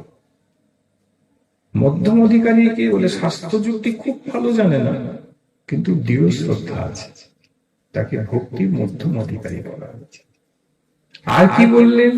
আর বলছে, নই যাহার কোমল শ্রদ্ধা সেই কনিষ্ঠ জন, ক্রমে ক্রমে তেহ ভক্ত হইবে। দেখেন মহাপ্রভুর বাক্য যে শ্রদ্ধা তাহলে তিন প্রকার আছে: উত্তম শ্রদ্ধা, মধ্যম শ্রদ্ধা, কোমল শ্রদ্ধা। উত্তম শ্রদ্ধা মানে কি? খুব ভালো শাস্ত্র জ্ঞান, দৃঢ় শ্রদ্ধা। আর মধ্যম অধিকারীকে শাস্ত্র শ্রদ্ধা মানে শাস্ত্র জ্ঞান অত বেশি নেই, যতটুকু আছে নিজের ভজন করে নিতে পারবে, অন্য কেউকে যুক্তি দিয়ে বোঝাতে পারবে না, কিন্তু দৃঢ় শ্রদ্ধা আছে, তিনি মধ্যম অধিকারী। আর কোমল শ্রদ্ধাটা শাস্ত্র একেবারেই জানে না, এবং যে শ্রদ্ধাটা আছে সেটা বেশ নড়বড়ে, কিছু একটা বলে দিলেই নড়ে যায়, একে কোমল শ্রদ্ধা। এবার দেখে নিতে হবে আমরা কোন শ্রদ্ধায় আছি। কিন্তু মহাপ্রভু শেষে একটা লোক দিলেন, মানে একটা জায়গা দেখিয়েছেন, মানে যেখান থেকে একটু শান্তি পাবো। কি বললে? বলে ক্রমে ক্রমে কেউ হইবে উত্তম, মানে কোমল থেকে তুমি মধ্যম অধিকারী হবে, মধ্যম অধিকারী থেকে তুমি ক্রমে ক্রমে হবে, করবে মানে সাধন ভক্তিতে থাকতে থাকতে একদিন উত্তম অধিকারী হওয়া যাবে। এই পথটা মহাপ্রভু দেখিয়েছে, নচেত গৌরাঙ্গের কৃপা হবে না। এই দেখুন রাজা রায় রামানন্দ, আমরা নিয়ম সেবায় পাঠ করলাম, নিয়ম সেবা হয়ে গেল 1 মাস। রায় রামানন্দ রাজাই ছিলেন না? রাজা প্রতাপরুদ্র গোদাবরী দক্ষিণ প্রদেশে এই রায়কে উপযুক্ত মনে করে রাজাই তো করেছিলেন। ওদিকে যিনি করেছেন রাজা, তিনি প্রতাপরুদ্র, তিনি কটকে আছেন, তিনিও রাজা।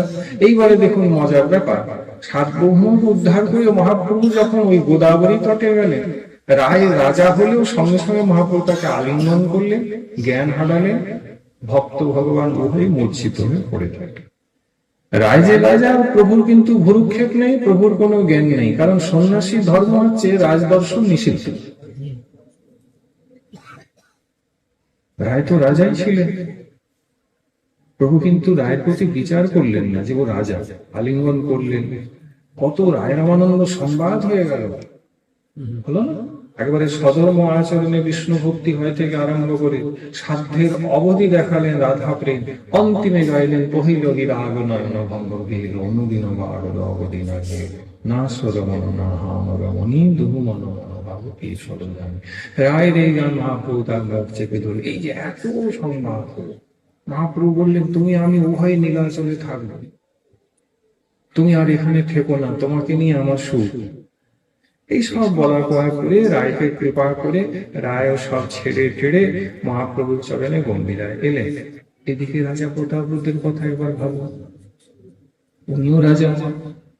যখন শুনলেন সারং ভট্টাচার্যের কাছে, শুনলেন গোপীনাথ আচার্যের কাছে, শুনলেন কাশী মিশ্রের কাছে, শুনলেন এই রায় রামানন্দের কাছে, যিনি মহাপ্রভু রূপে এসেছেন গম্ভীরায়, তিনি কেবল মহাপ্রভু নন, তাহলে সচল জগন্নাথ। বলে হ্যাঁ, স্বয়ং ভগবান মহাপ্রভু গম্ভীরায়। শুনে তো ওনার মন এত একেবারে আকুল হয়ে উঠলো, হায় হায়, স্বয়ং ভগবান অবতীর্ণ হয়ে আছেন, কে না তাকে দর্শন করতে চায়, আমিও দেখব। শুনেই মহাপ্রভু বললেন, না না না না না, ও তো রাজা, রাজ দর্শন তো সন্ন্যাসী নিষিদ্ধ, রাজাকে তো সন্ন্যাসী দর্শন দিতে পারে না, কাজে আমি তো ওকে দর্শন দিতে পারবো না। তা আমার প্রশ্ন আপনার কাছে, রায়কে আপনি আলিঙ্গন করলেন, ও তো রাজা ছিল, রাজাই ছিল বা পালকিতে করে যে স্নান করতে আসছে, লেখা আছে কবিরাজ ঘোষণা করে লিখছে। সেবক চারিদিকে, কেউ চামর দোলাচ্ছে, কেউ ছত্র ধরে আছে, রাজা আসছে, শঙ্খ বাজছে, উলুধ্বনি বাজছে, বাজনা বাজছে। সেও তো রাজা ছিল না, তাকে তো ডেকে মহাপ্রভু আলিঙ্গন করলেন, আর ইনিও তো রাজা, তো ইনাকে কেন বলছেন নিষিদ্ধ? মহাপ্রভু তো বললেন না, দর্শন দেওয়া সম্ভব না, ও রাজা, আমি সন্ন্যাস, হবে না। কেন বললেন? এই জন্য বলছেন, মহাপ্রভু দেখছেন রায় পাত্র হয়, অর্থাৎ উত্তম অধিকারী হয়, কিন্তু প্রতাপরুদ্র এখনো কোন শ্রদ্ধা স্তরে আসতে পারে নাই। ক্রমে ক্রমে যখন সে উত্তম হবে, তখনই আমি তাকে দর্শন দেব। তাই বাহ্যিক ভাবে কথাটুকু বলে দিলেন, যেহেতু রাজা, ওকে এখন দর্শন দেবেন।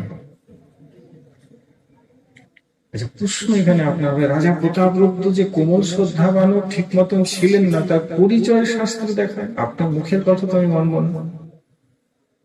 গ্রন্থে লেখা আছে, তিনি বললেন আমি ভিক্ষুক হয়ে যাব প্রভু যদি আমাকে দর্শন না, আমি রাজাই থাকবো না। প্রভু দেখছি মাধাইকেও কৃপা করলেন, কিন্তু আমি অভাবে আমাকে কৃপা করবেন না, চরিতামৃতে লেখা আছে। তাহলে কি আমি শুধু বঞ্চিত হব শুধু রাজা হয়েছি বলে? তো আমার রাজ্য চাই না, আমি ভিখারি হয়ে যাব। তো অনেক কথা তো তিনি বলছেন না, কিন্তু মহাপ্রভু তবু কিন্তু নড়ছেন না, বলেন না, হবে না, ওকে দর্শন দিতে কেন? কারণ যদ্যপি মহাপ্রভু তাকে কৃপা করছেন, যে তত্ত্বটি দাঁড় করেছে ক্রমে ক্রমে তিহ হন উত্তম, তাকে একটু একটু করে কৃপা করেছে। যেমন যখন সারমর্ম বললেন, প্রভু ও তো ভক্ত হয়, ওকে একবার দর্শন দিবেন। বললে যদি বেশি বলেছো আলালনাথে চলে যাবে। ভয় তো আর কেউ কিছু বললেন না। কেমন? তারপরে ব্যাপার কি হলো বাবা? আসুন চরিতামৃতে লিখলেন। আমাদের নিত্যানন্দ প্রভু এলেন। নিত্যানন্দ প্রভু বললেন ভিক্ষুক হয়ে যাবে, রাজা হয়েছে। রাজা যদি ভিক্ষুক হয়ে যাবে, তাহলে প্রজারও মঙ্গল হয়। মা মন দিয়ে শোনো, প্রভু ওকে একটু কৃপা করবেন না? নিত্যানন্দ প্রভুর বাক্য মহাপ্রভু শুনলেন, শুনে বলছেন, দেখো শ্রীপাদ, তোমার উপরে আমি আর কি বলতে পারি, কিন্তু আমি রাজ দর্শন তো দিতে পারি না। এক কাজ করো, আমার একটা বস্ত্র রয়েছে, সেই বস্ত্রটা দিয়ে দাও, তাতেই যা হবে হবে। গোবিন্দের হাত দিয়ে নিত্যানন্দ প্রভু মহাপ্রভু প্রসাদী কৌপিন নিলেন, আর নিয়ে বললেন এই বস্ত্রটি রাজাকে দাও। তাহলে কিছু তো পেলেন, যারা মন দিয়ে শুনছেন। এইবারে কিছু রাজা পেল তো বাবা, শূন্য তো আর নেই, একটু কিছু পাওয়া হলো। নিত্যানন্দ প্রভু সেটাকে জড়িয়ে ধরলেন, মহাপ্রভু প্রসাদী বস্ত্র। এবারে রায় এলেন, সার্বভৌম হয়ে গেল, নিত্যানন্দ হয়ে গেল। এবারে কি আসছে? রায় আনন্দ একটু ঘুরিয়ে মহাপ্রভুকে বললেন, এত তো বলার সময় নেই, এবার বলতে এখন অনেক লাগে, সার কথাটুকু বলছি, ক্রমে ক্রমে উত্তম হবেন কি করে, এটা একটু বুঝুন। এইবারে রায়ানন্দ এসে বলছেন, প্রভু আমাকে এবং আমার ভাইদেরকে পঞ্চপুত্র সঙ্গে আছে রায়, ভবানন্দ, ভবানন্দ রায়ের ছেলে, 5 ছেলে। তো রায়ের আনন্দ বড়, একটু মন দিবেন বাবা। হ্যাঁ, আর আপনি এগুলো শুনতে পাবেন, পেলে আমাকে বলবেন। হ্যাঁ, শিষ্য হয় আসতে হবে, গুরুকে ডাকলে, গুরু হলে খুব জ্বালা। সে বলি ফরমাইশ বায়না করা যাবে না, শিষ্য ডাকলে কি করতে হবে? আসতে হবে, খুব জ্বালা। এই জন্য গুরু হবেন না, ও ঝামেলা আছে। হ্যাঁ, অনেক ঝামেলা আছে। অনেক ঝামেলা যদি নিতে রাজি হন তাহলে হোক, আর না হলে ওই দিয়ে মন্ত্র ফুঁকে পালিয়ে যাবেন বললে হবে। এই এক সমস্যা। বলো জয় মিটা। আর 10 মিনিট একটু সময় নিয়ে নিচ্ছি। এইটা দেখুন, স্বর্ণাগতিটা হয়ে গেল বাদুর আর বিড়ালিনী দিয়ে। এইবারে শ্রদ্ধাটা দেখুন, উত্তম হবে না, আপনি এখন উত্তম হতে পারেননি, হবে। তো রায়রামানন্দ এসে বলে, প্রভু আমরা যে 5 জন ভাই এবং বাবা, আমাদের রাজা বলেছেন যে আপনাদের কোনো কাজ করতে হবে না, আপনারা সপরিবারে প্রভুর সেবা করুন। আপনাদের মাইনা ওই প্রভুর সেবা করলেই আমি দাস রূপে প্রভুর হয়ে এমনিতেই দেব। প্রভু খুব বৈষ্ণব সেবা তিনি করেন। মহাপ্রভুকে ধরছে কে? তো চতুর ভক্ত, তো চতুর হয়। দেখছে প্রভুর মন গলাতে গেলে ওই প্রভু তুমি তাকে দর্শন দাও বললেই হবে না, বলতে হবে যে রাজা বৈষ্ণব সেবী। মহাপ্রভুর কাছে যদি বলেন যে কেউ ভক্ত সেবা করছে, বৈষ্ণব সেবা করছে, মহাপ্রভু প্রসন্ন হয়ে যায়। রায় এই কথাটি চরিতামৃতে দেখে নেবেন, লেখা আছে। মহাপ্রভু শুনি বললেন, দেখো সুকৃতিতে তো আছে, রাজার সুকৃতি না থাকলে তো বৈষ্ণব সেবা করবেই না, তো সুকৃতি আছে। আর রায় যদি বৈষ্ণব সেবা করছে, তাহলে আর বলার কিছু নেই, তাহলে অচিরেই তাকে কৃষ্ণ কৃপা করবে।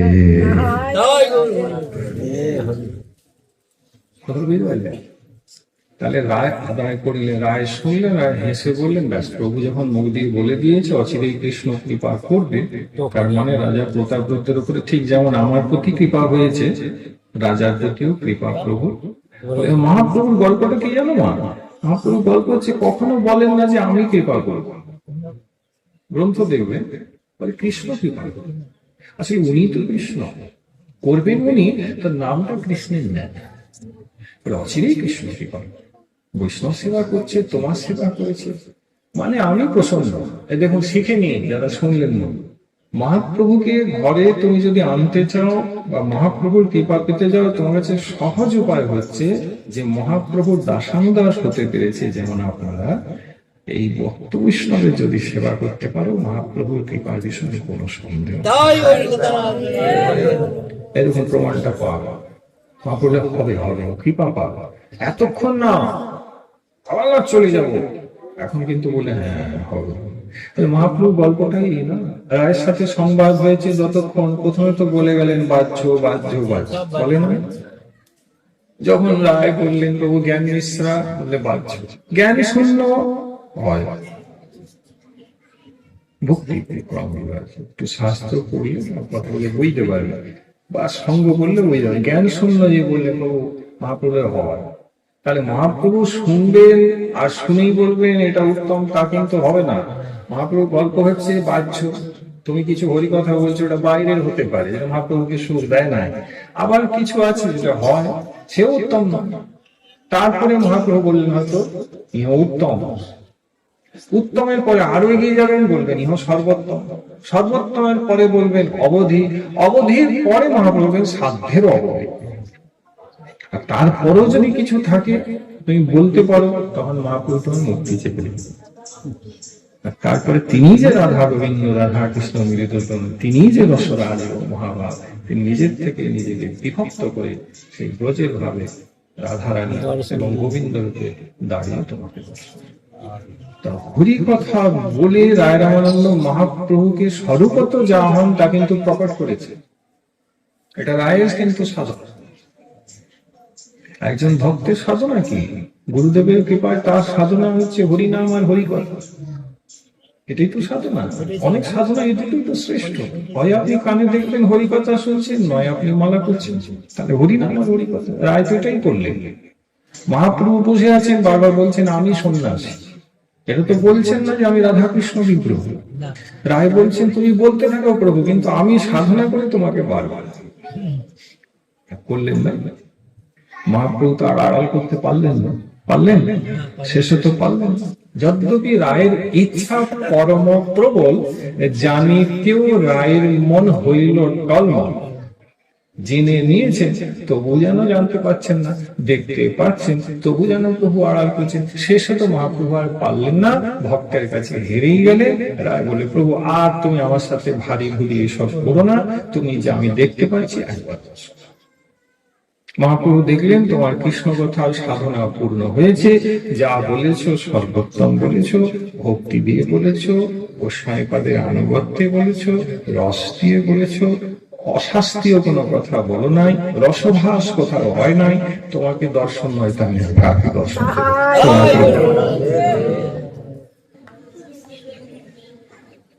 দর্শন কিন্তু বললেন তাহলে কৃপা হবে তো। রায় সোজাই বলে দিলেন মহাপ্রভুকে, প্রভু যদি কৃপা হবে তাহলে আমাতে হলো, ওতে হচ্ছে না কেন?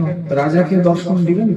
মা বলে এই দেখো রায়, এটা তো হয় না, তুমি শাস্ত্র জানো, শাস্ত্রে কি সম্ভব? রায় বলে, প্রভু আমাদের তো হয়ে গেল। বলে এক কাজ করো, রায়কে মহাপ্রভু কি কৃপা করলেন বাবা, বলে এক কাজ করো, ওই রাজার যে বড় ছেলে আছে ওকে আমার কাছে ডেকে দাও। শাস্ত্র বলে আত্মাবৎ জায়তে পুত্র, শাস্ত্র বলে পিতা আর পুত্রে আত্মিক ভাবে কোনো ভেদ নেই, এটা শাস্ত্রে লেখা।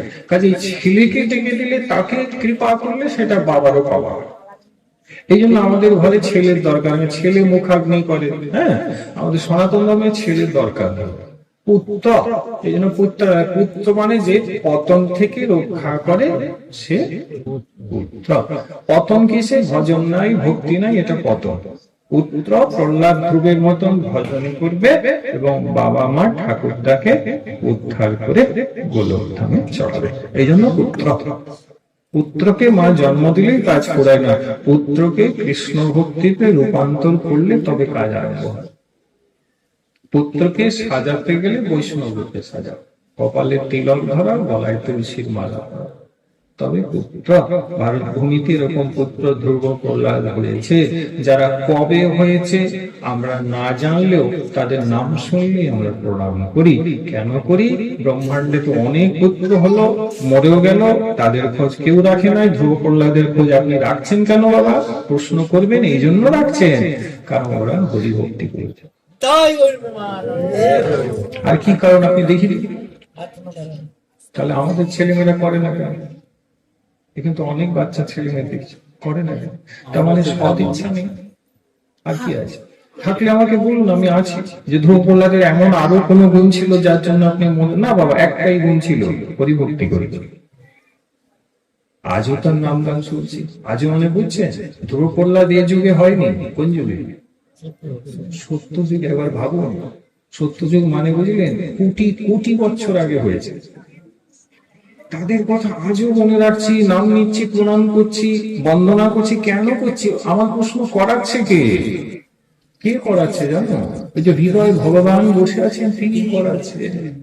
তিনি বলছেন মহাপ্রভু বাক্য, কীর্তি মধ্যে রায় জীবের হয় কোন কীর্তি? বলুন, কীর্তি মানে, কীর্তি মানে কি? কীর্তি মানে খ্যাতি। রাধারানীর মায়ের নাম কি? নামগুলো খেয়াল রাখে, কীর্তিদা। যিনি রাধারানীর ভজন করবেন তার আগে তার মায়ের নামটা মনে রাখতে হবে। রাধারানীর মায়ের নাম হলো কীর্তিদা, মানে যিনি কীর্তি দান করেন। মানে হলো, পরিষ্কার শোনেন, যিনি এই জগতে কৃষ্ণ ভক্ত রূপে খ্যাতি বা কীর্তি লাভ করেছেন, সেই কীর্তিদা যার হয়েছে তার ভাগ্যেই তো বর্ষানা হবে। যদি বলেন বর্ষানা বললেন কেন?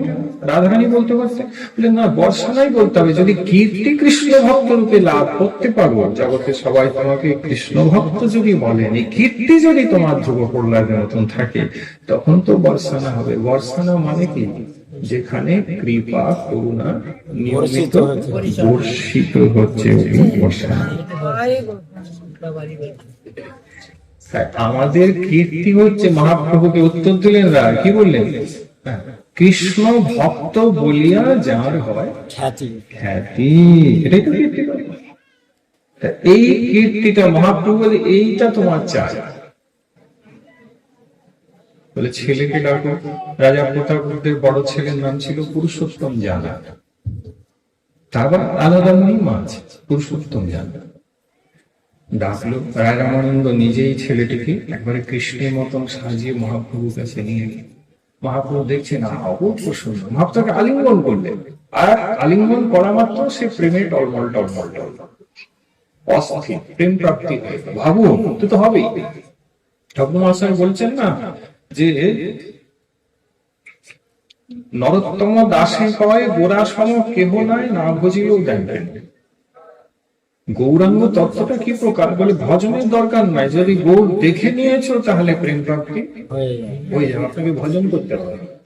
আসলে গৌর দেখা মানে কি দেখছো? গৌর দেখছো মানে রাধারানীকে তো দেখছো। অন্তর কৃষ্ণ, বহির গৌরাঙ্গ, ভেতরটা যায় কৃষ্ণ, বাইরটা গৌর। আর গৌর মানে তত্ত্বকাঞ্চন। তো তত্ত্বকাঞ্চন অঙ্গকান্তিটা কার? রাধারানী। তাই গৌর দেখছেন মানে মনে রাখবেন, গৌর দর্শন মানে রাধারানীকে দেখছেন।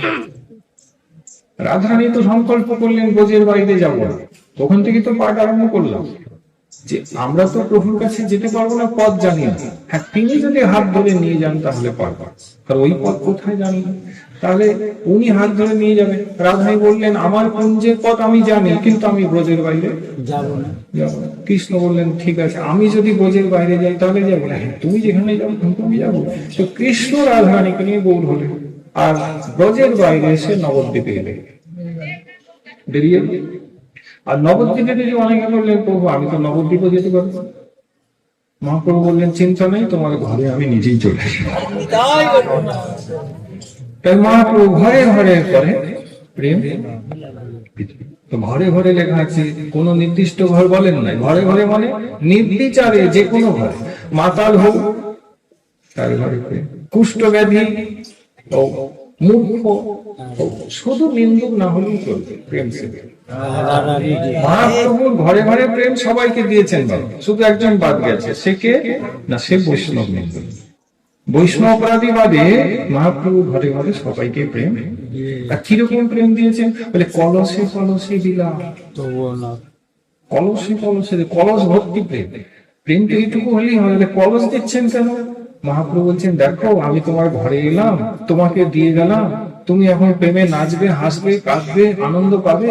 তোমার জ্ঞাতি গোষ্ঠী আত্মীয় যারা আছে তারাও তো পরে সে তোমাকে দেখে বলবে হায় হায় তুই সব পেলি, আমি বঞ্চিত হয়ে গেলাম, যে আমি ছিলাম না। তাই কলসে দিয়ে গেলাম, যারা এখন নেই তারা এলে তাদেরকে তুমি আমার। মানে আমার আচার্য পাওয়া বলছে আসলে যাকে মহাপ্রভু দিলেন প্রেম তাকে ভক্ত করে রাখলেন না, তাহলে তাকে গুরু করে দিল। কারণ গুরুই তো সবাইকে দিলেন, জয় জয় শ্রী গুরু। তো প্রেম ও কল্পতে যে কলসে প্রেমটা গুরুদেবকে দিয়ে গেল, তুমি সবাইকে দাও, তো গুরুই তো দিচ্ছেন। তাই আচার্য হচ্ছেন মহাপ্রভু ভক্ত। যদ্যপি আমার গুরু শ্রী চৈতন্য দাস, তথাপি জানি আমি তাহারি আচার্য মহাপ্রভু। ওনার কাছে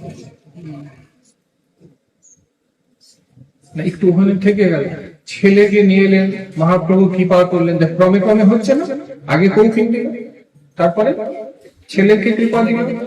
এইবারে তো রাজা বলছেন আমার চাই, তার তো বাসনা আরো বাড়ছে। ঠাকুর দেখছেন হয়েছে অনেকটা, শ্রদ্ধা হয়েছে, এবারে দিতে হবে। তো সার্বভৌম রাজার কাছে গেল, বলে মহারাজ প্রভু রথযাত্রায় নৃত্য করবে, জগন্নাথ বল্লভে প্রভু মূর্ছিত হয়ে পড়বে, তখন গিয়ে তুমি প্রভুকে একটু ভাগবতে কিছু শোনাবে। বলে ভাগবতে কি শোনাবো? রাস পঞ্চায়েত। বলে রাস পঞ্চায়েত তো আমি সাধনা করি নাই গুরুদেব। বলে সাধনাটা পড়ো, মানে ভাগবত খোলো রাজা, ভাগবতটা পড়ো, রাস পঞ্চায়েত এটা পড়ে মুখস্থ করো। বলে এইটা কি সাধন? এই যে রাজাকে বলছে সোজাসুজি তো মহাপ্রভুর কাছে নিয়ে যেতেন না, কিন্তু কেন বলছেন ভাগবত রাস পঞ্চাধ্যায় পড়ো? এই জন্য বলছে, মহাপ্রভু বলেই রেখেছেন যে আমি যে সাধ্য, আমাকে সাধনা না করলে পাওয়া যাবে না। রাজা আমাকে চাইছে, রাজার কিন্তু কোনো সাধনা নেই। ও যে আমাকে চাইছে খুব ভালো, সংসার তো চাইনি, আমাকে চাই, কিন্তু আমাকে তো এমনি পাওয়া যায় না, আমার জন্য সাধনা করতে হবে। দেখো মা আমাকে বেঁধেছে নিয়ম সেবা মাস, মা যশোদা, কিন্তু মা কেমন করে বেঁধেছে? মা নিজের চেষ্টায় সারা গোকুলের দড়ি নিয়ে বাঁধতে গেলেও কিন্তু বাঁধতে পারেনি, 2 আঙুল দড়ি কম হয়েছে। বলে ওইটা কি? বলে ওইটা মায়ের সাধনা ছিল, মা চেষ্টা করেছে। একজন বৈষ্ণবকে ভগবানের জন্য ওই চেষ্টাটা করতে হবে, মালা ধরতে হবে, সেবা করতে হবে, কিন্তু করতে গিয়ে তুমি দেখবে যে 2 আঙুল কম হয়েছে। কমটা কি? বলে সাধনার একটু অভাব আর প্রভুর কৃপার একটু অভাব, অর্থাৎ সাধনার একটু কিছু কম থেকে যাওয়া আর গোবিন্দের কৃপার একটু কম। এই কমটা যেদিন মিলে যাবে, মা যখন নিজের চেষ্টায় পারলেন না, ভগবানের করুণানন্দ বন্ধন স্বীকার। সাধনা মা যশোদাও কিন্তু নিয়ম সেবা করেছে, সোজাসুজি বন্ধন স্বীকার তিনি করেন না, এটা ভুলে যাবে। গোপাল যে দড়ির বাঁধন স্বীকার করলো, তো সামান্য দড়ি ছিল না। সত্যব্রত মুনি বলছেন দামোদর ভক্তিবদ্ধ, মা যাকে বেঁধেছে দামোদর বটে, কিন্তু কিসে বাঁধে? ভক্তিতে বেঁধেছেন বাবা, দড়িতে বাঁধে না। ভগবানকে দড়িতে বাঁধা যায় না। উনি ভাগবতে বলছেন দুর্বাসাকে, অহং ভক্ত পরাধীন, আমি ভক্তেরই পরাধীন, যোগী ঋষির পরাধীন নই। ভক্ত হলে আমি তোমার পরাধীন। ভক্তের ভক্তি আছে। মা যশোদার তো ভক্তি বাৎসল্য রসের ঘনীভূত প্রতিমা হচ্ছেন মা যশোদা। এই ভক্তি অভাব নাই। তো ভক্তিতে মহাত্মা ইঙ্গিত করে দিলেন, বাবু ভগবানকে যদি বাঁধতে চাও তাহলে ভক্তের কাছে করো ভক্তি। ভক্তি তো আর এমনি পাবেন না। ভক্তি পাবেন কোথায়? ঠিকানাটা, অ্যাড্রেসটা জেনে রাখো। ভক্তির ঠিকানা কি বলবো? ভক্তি কোথায় পাওয়া যায় বলে দিলাম তো। ভক্ত সেবা করলে, ভক্ত সঙ্গ করলে ভক্তি লাভ। তখন ভগবান বাঁধন স্বীকার করে। সাধনা রাজা প্রতাপরুদ্রকে দেখানো হলো। ভাগবতের রাজপঞ্চাধ্যায়ী পড়লেন।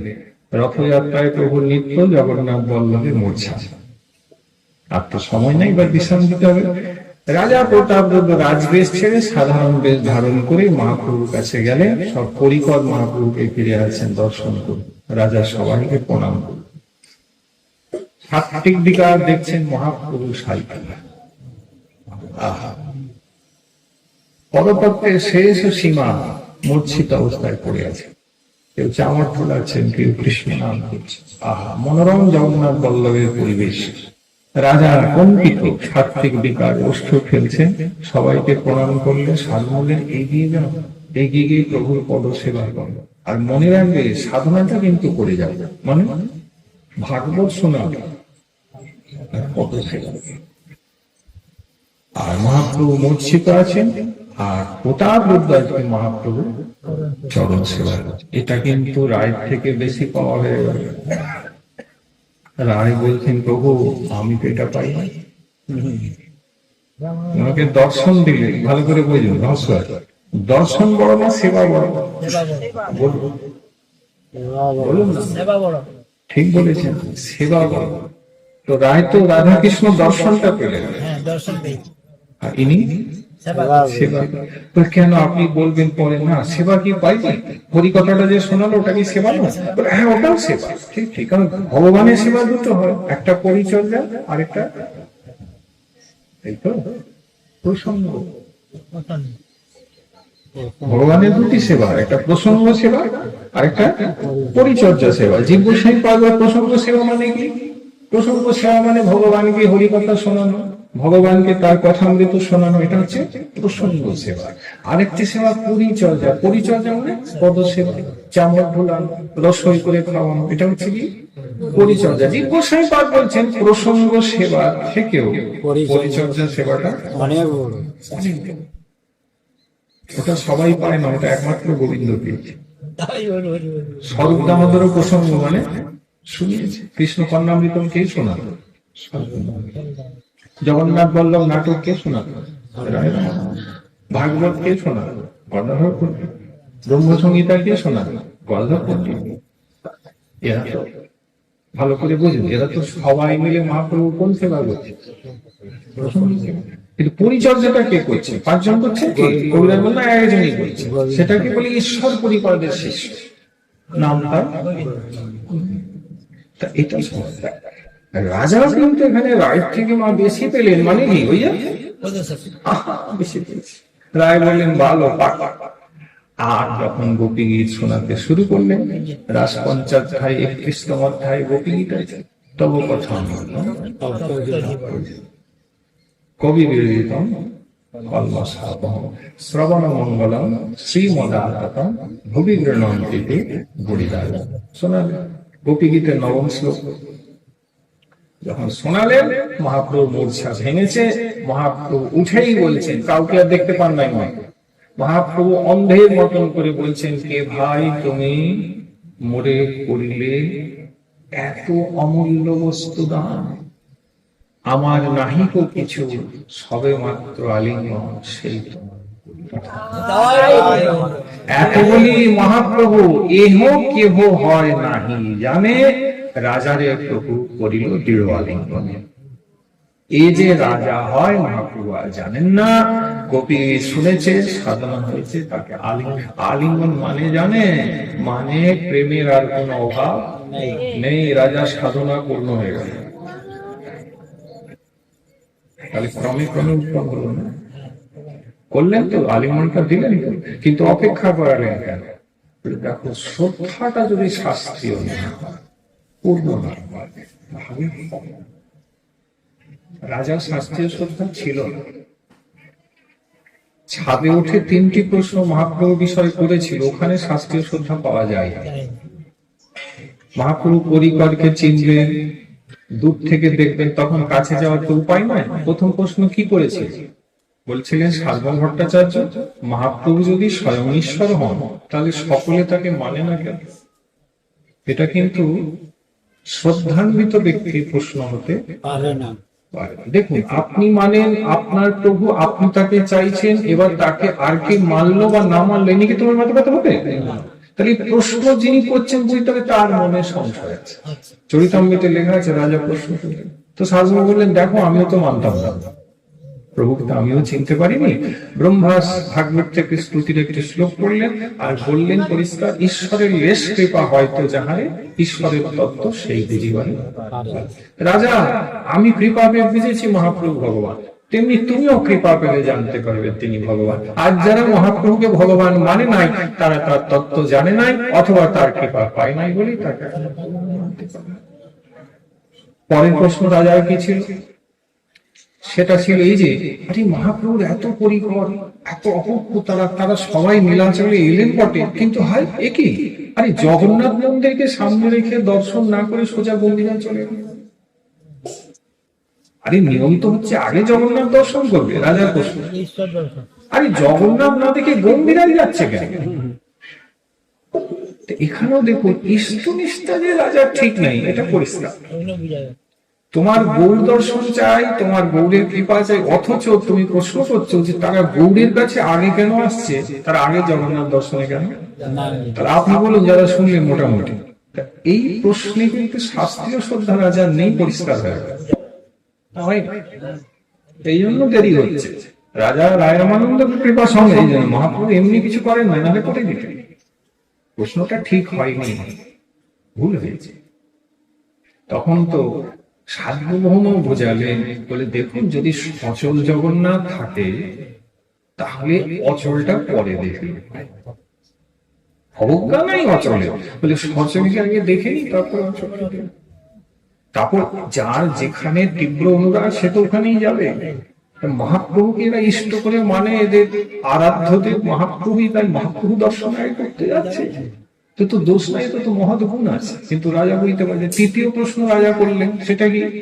বললেন এরা যে এলো, মানে মহাপ্রভু পরিকর রথের আগে আসে, সেন শিবানন্দে আমাদের এরা যে এলো, এসে যা দেখছি, আরে শ্রীক্ষেত্রে এলে আগে একটু করতে কি হয়, একটু খৌরি কর্ম করতে, এটা নিয়ম।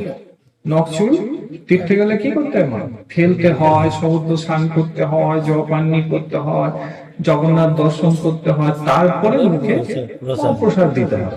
রাজা বলছেন কিচ্ছু করলো না এরা, অমনি এলো, স্নান করলো না, খৌরি করলো না, কিচ্ছু না করে ও বাবা এ কি দেখছি, আরে জগন্নাথ বল্লভ স্থানে সবাই দু পাশারি বসে পঙ্গতে প্রসাদ খেতে বসে, খৌরি টৌরি কিছু করলো না, শুদ্ধাচার কিছু মানলো না, বলে এইটা কি? এনার মহাপ্রভু দর্শন চাই, কিন্তু প্রশ্নগুলো কিন্তু ঠিক হচ্ছে না, হচ্ছে কি? তাহলে হয় না। সেখানে গোপীনাথ আচার্য দাঁড়িয়েছিলেন, বললেন আচ্ছা মহারাজ আপনি বলুন, সাক্ষাৎ প্রভুর আদেশ যে তোমরা এসে প্রসাদ পাও, সেই সাক্ষাৎ ভগবান পঙ্গতে সবাইকে প্রসাদ দিবেন, ভৃত্যের প্রভুর আদেশ, প্রভু দর্শন আর বৈধি ভক্তির থেকেও শ্রেষ্ঠ বলে তুমি জানবে। শাস্ত্রের এখানে গোপীনাথ বোঝাচ্ছেন, রাজা শোনো, প্রত্যক্ষ স্বয়ং ভগবান মহাপ্রভুর আদেশ, তোমরা আসিয়াছ দূর দেশ থেকে, তোমরা বসে জগন্নাথের একখানে প্রসাদ পাও। পরোক্ষ শাস্ত্রের আদেশ হচ্ছে শ্রীক্ষেত্রে এসেছো, তাহলে খৌরি কর্ম করে শুদ্ধ হয়ে তারপরে প্রসাদ পাও। তো রাজা তুমি বলো, পরোক্ষ শাস্ত্রের আদেশ মানিবে নাকি প্রত্যক্ষ ভগবান স্বয়ং প্রকট তাহার উপদেশ মানিবে? কোনটা মানবে? প্রত্যক্ষ মানে উপদেশ পরোক্ষ হয়, প্রত্যক্ষ, এখানে প্রত্যক্ষ উপদেশ বলবান। তাই মহাপ্রভু নিজে প্রসাদ দিচ্ছেন, নিজে দর্শন দিচ্ছেন, বসিয়েছে। এই এত বড় পাওনা ছেড়ে কে চুল দাড়ি কাটতে যাবে বলো? কে যাবে বাবা? আপনি যাবেন নাকি? কিন্তু রাজার প্রশ্ন করলে কিন্তু যাইনি কেন? এটা আপনাকে বলতে হবে, তো এটা ছাড়া হয়ে গেছিল। এখন বড় বিষয় তো হলো, তবে শেষে কৃপা করে যে বললেন ক্রমে ক্রমে কি হইবে উত্তম। ভক্ত কিন্তু আস্তে আস্তে, এরকম ভক্তিতে নাম লিখেছ, আস্তে আস্তে হইব। একদিনে ধৈর্য থাকতে হবে, অপরাধ যাতে না হয় লক্ষ্য রাখতে হবে, নামে রুচি আনতে হবে, ভজন করতে হবে। আজ খুব আনন্দ হয়ে গেল, আর তো সময় নেব না, আরতি হবে। আপনারা সবাই দণ্ডবোধ নেবেন। একটু স্বাস্থ্যের এদিক ওদিক করে আমরা আলোচনা করলাম।